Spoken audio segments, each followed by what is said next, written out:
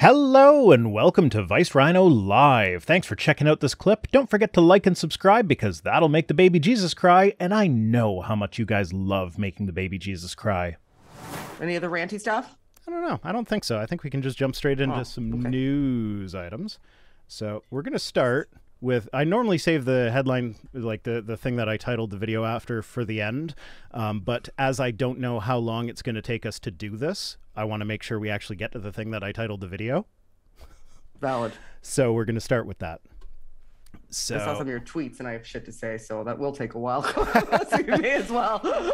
Yeah, I normally do about 10 to 15 tweets. There's only 7 this time. Oh, and I apologize. I'm one of those people that has a tendency to, like, as I'm reading things, I'll like highlight randomly and then like re-highlight it and double click and triple click and stuff.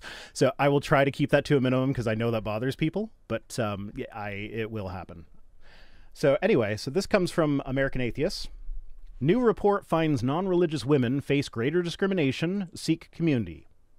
I feel like they could have fit an "and" in there to make it sound a little better, like "and seek community." It's not like the print days when you actually had a limited amount of space on the actual paper. You could the text can be resized and stuff. Yeah, so I know you didn't get a chance to thoroughly read everything. No. Did you get a chance to breeze through this one? Vaguely. Plus, I saw a couple of. I saw this article kicking around. Yeah, it's Twitter, and I think I was talking to KC about some of the stuff that they found in this as well. Yeah, so it's been making the rounds, and this is kind of why I say, like, feminism is still needed, because like as a content creator, as someone who has a little bit of a platform, I'm not a major player by any stretch of the imagination, but I have a platform, and I have platformed different people. Whenever the different person that is guesting on my channel is a woman, the tone of the comment section just completely changes. Like when it's another dude, the comment section stays pretty much the same as I would expect if it was me. But when it's you or Katie or who else have I've had Nervardio came on a long time ago.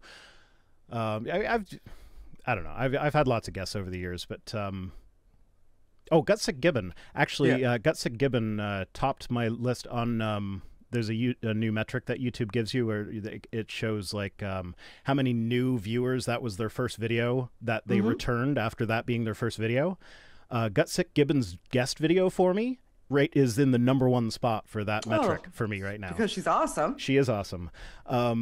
But yeah, is like the comment section anytime there's a woman is completely different. So our opinions aren't valid, so it's very important that everybody let us know that, or let us know how we look and how that affects their viewing experience. That's also very important. It's very important that they let us all know that. Shannon, don't touch your hair and smile more. Smile more. That's right. Smile more. You'd be so much prettier if you smiled more. Have you tried contacts instead of glasses? No, I know. I mean, you're really pretty, but if you just get your teeth fixed, I'd be able to take you more seriously. There's literally an email. I know. You showed me that. What's wrong with your teeth? I don't know. They're not straight, but I mean, I don't care. They're not bad. It also doesn't matter. Like, no. They're not great. But the point is, mine aren't straight. Like I'm not out here presenting myself to the world. So that I can be assessed on my attractiveness. I'm usually talking about, issues and, science and, social issues and psychology and religion. Yeah. So my opinion doesn't become less valuable because you would find me more attractive if I had a different set of teeth. It says more about you than it does about me personally, but whatever. To each their own. Sure does. So this was based on a report, or this is a report that's based on a survey. Sorry. Okay, we're getting 3 layers deep here. This is an article that's based on a report that was based on a survey. Got ya. There were 13,522 non-religious women that were part of a survey that was about 34,000 non-religious people. And they found that compared to other participants, women reported more discrimination because of their non-religious beliefs in pretty much every area of their lives. Yeah, that makes sense. And so specific, like probably the worst offender they're saying was the negative experiences with reproductive care.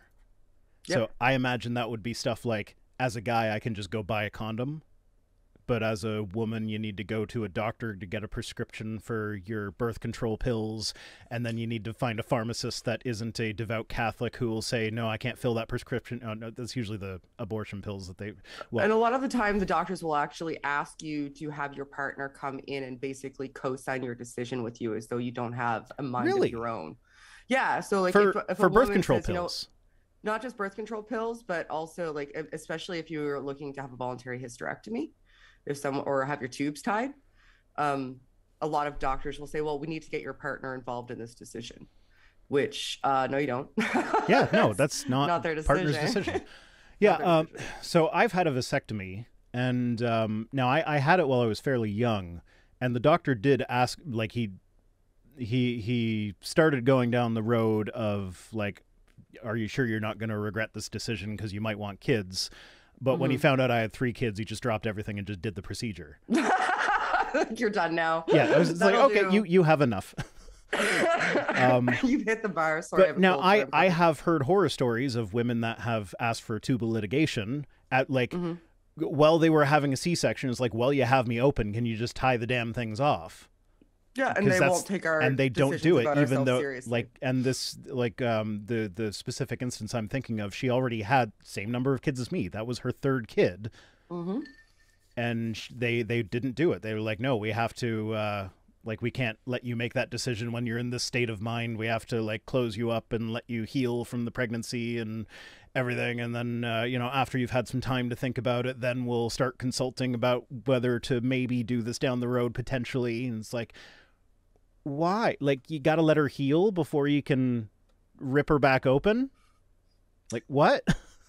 No, it's because they want us to change our minds. They want us to continue making the babies. But Shannon, it's so much easier to reverse a vasectomy than it is tubal litigation. So it makes sense. But who fucking cares? Like, I would totally get it right now. I'm done having kids. I've actually contemplated having, like, if it wasn't for the hormonal imbalances, I would totally rip that uterus right, yeet that thing right into the sun.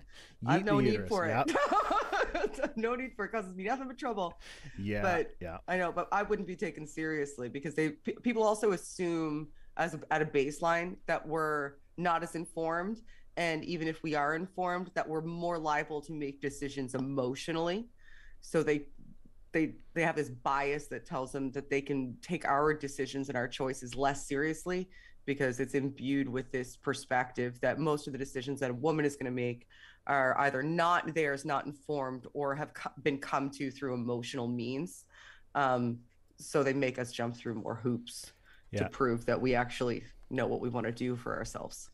Yeah. So I see someone in the chat says the problem with birth control pills is that they are real drugs, unlike condoms. Like, yeah, I get that they're drugs, and like, they're drugs that are regulated, so you can't, like, it's not exactly a one-to-one comparison, but that's kind of the point, is that there's already enough hoops that have to be gone through to get contraception as a woman than there are for a man.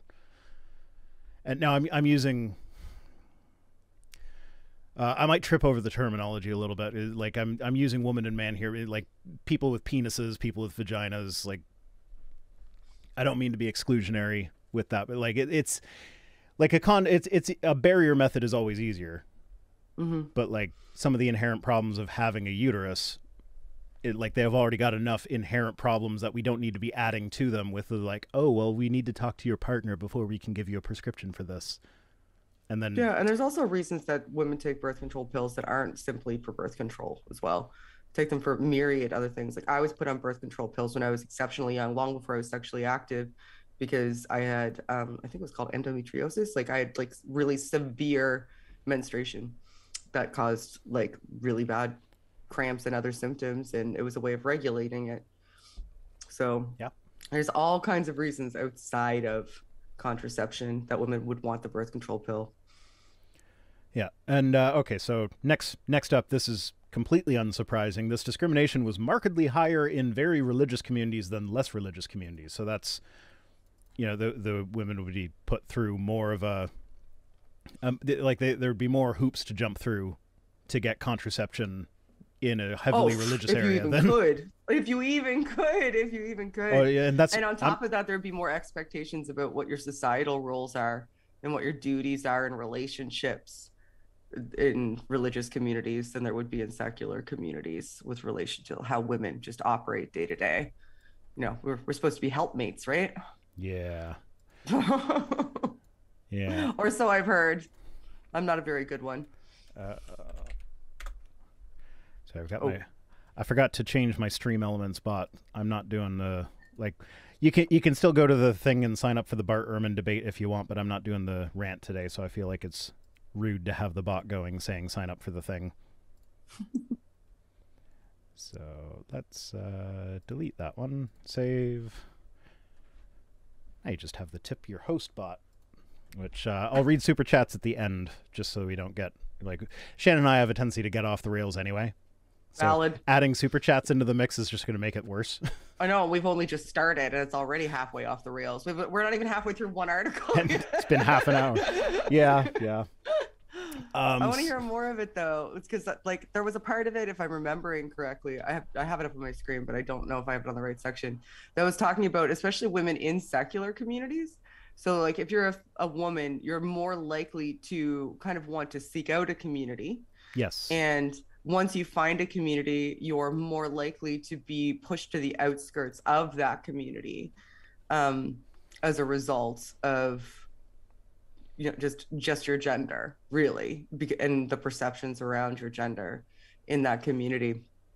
And I think that is super valid. Like when you look at the atheist activist sphere, if you were to list off well-known activists or creators, you'd get through several before you likely hit a woman, in all likelihood.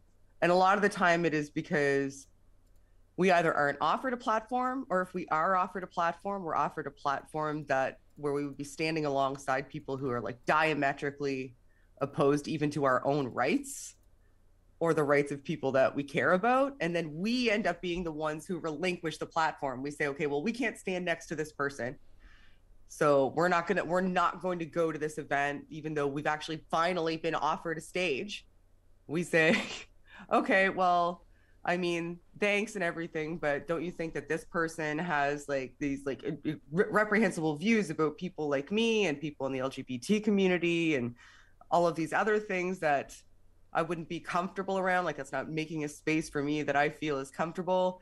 And in almost every instance, that person gets to keep their platform and we end up relinquishing ours.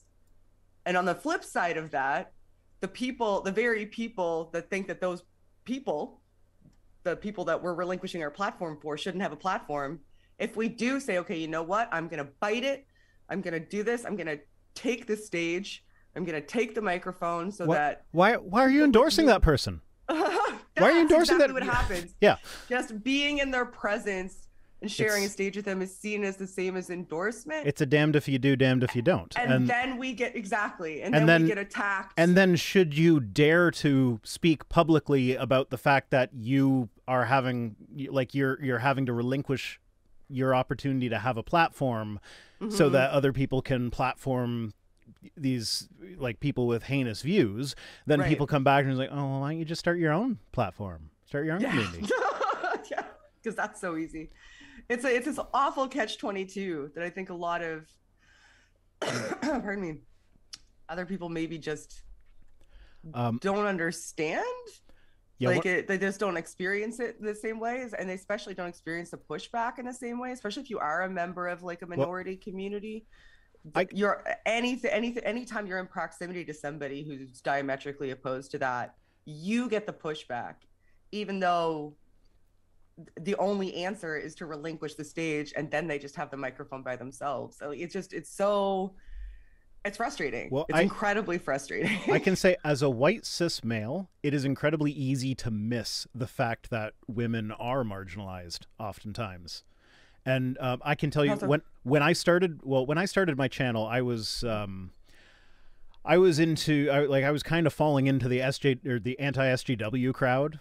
Like I watched a lot of like Bearing and Sargon of Akkad and Undoomed and stuff like awful people. Yeah. And I kind of agreed with them, but that like when I started my YouTube channel, and I think forget how early it was, but like I noticed like fairly early, like if I responded to a woman, the comment section was different. And I started noticing these things happening on my own channel. It's like, huh, that's not quite the picture that these other guys are painting of the situation. But like, it would have been easy for me to ignore that. Yeah, and it is for a lot of people. And that's part of what, like, there are a lot of things that pulled me out of it. Like, I know he can be a bit controversial at times, but Eli Bosnick is actually a big part of why I didn't fall down the right-wing rabbit hole. Because one of the big talking points coming from Bering and Undoomed and like those people were that like, oh, well, left-wing people are afraid of edgy humor. And then you get people like Eli Bosnick, who's pretty much as left as it's possible to be, making ridiculously almost offensive jokes sometimes. And it's just like, well, no, obviously that's not right. Why are you telling lies like this? Well, that's all part of the line, because they wrap offensive language in jokes so that they can say that anybody who's offended just doesn't have a sense of humor. Yeah, but then the problem is theirs, not that you're being a bigot. But then Eli will do the same thing, but like he plays the character of being a ridiculous right-wing nut job sometimes, and he'll like take it to satirical, like he'll put it in satirical overdrive, I guess is a good way to put it. And like, yeah, I don't know. It was just kind of like, okay, well, you're saying that the left is afraid of doing this thing, but here are people that are clearly on the left that are doing this thing. Something doesn't add up here. So I credit that and my own personal experience. Like if I didn't have the YouTube channel and I wasn't seeing comments on my channel that were different depending on who is visible on my channel, it would have been really easy for me to miss the whole thing. Remember the first time I was on your channel years ago, you were like, what I was floored. Like, what is going on here? I was like, oh, that's tame. You should see my comments. Yeah, that was something else. Yeah. Yeah, and I remember I was like afraid to show you the screenshots because I'm like, I want to protect her from seeing the abusive things. It's like, oh no, she gets it all the time. All the time. All the time. You gotta have thick skin. Let's move on to the next thing, but before we do, I want to read the one quote. Access to the secular community can protect non-religious women. There was a statistic earlier about how being part of one of these groups is a protective factor against depression. However, secular groups drive women away when they fail to clearly prohibit unwanted sexual attention, sexist humor, or even inappropriate physical contact. In order to create welcoming spaces for non-religious women, organizations must establish standards of behavior and ensure that consequences for violations don't fall on victims. And there have been a lot of really prominent cases where, like, I can think immediately of like 3 or 4 conferences that have had this exact issue. Yeah, several. Like it's not hard to, if you put them all on a wheel and spun that wheel, the odds are you're going to land on one of them. Right? That had a pretty dramatic controversy surrounding it, because the entitlement is bananas, and the more and more of us that are kicking around, like coming up to being recognized and like starting to accumulate these other people who are gender, sexual, and romantic and racial minorities, that saying, okay, we're gonna kick down some doors and make some space for everybody. Now they're starting to be like, oh shit, we can't just act like this all the time because it's not appropriate, and then they feel persecuted. Yeah. Classic. What do you mean I can't make rape jokes on a stage? Nobody can take a joke around here. Okay, well, now that we're talking about taking jokes, I feel obligated to mention this stupid thing with, okay, Chris Rock made a bad joke. Will Smith made a bad decision to hit Chris Rock. They were both wrong. Yeah, I think that's fair. And that's my opinion on the matter. Christina Hansen says, yes, men wanting to protect us from things that we are already very aware of. Yeah, that's... Yeah, I'm not saying that. I don't hate the inclination. I don't hate the inclination that this is a bad thing. I don't want somebody else to hurt as a result of this bad thing. Yeah, that's a fair inclination to have. Yeah, she says, don't get me wrong, I appreciate the impulse, but sometimes men can be condescending about it. I try to be aware of that, because I am aware that, like, sometimes my, like, oh, I want to protect her, that comes from like having been raised in a culture where it's like, oh, men are supposed to protect the women. But it's the same thing. I kind of feel the same way when there are mean comments toward my male guests, but there just aren't as many mean comments toward my male guests. So maybe I'm just the worst. Maybe that's the problem. Maybe the problem is I am just the worst. I mean, that's fair. Yeah, you kind of are. Yeah. Like, I agree. I'm not disagreeing. I've already said. Okay, let's move on to matter.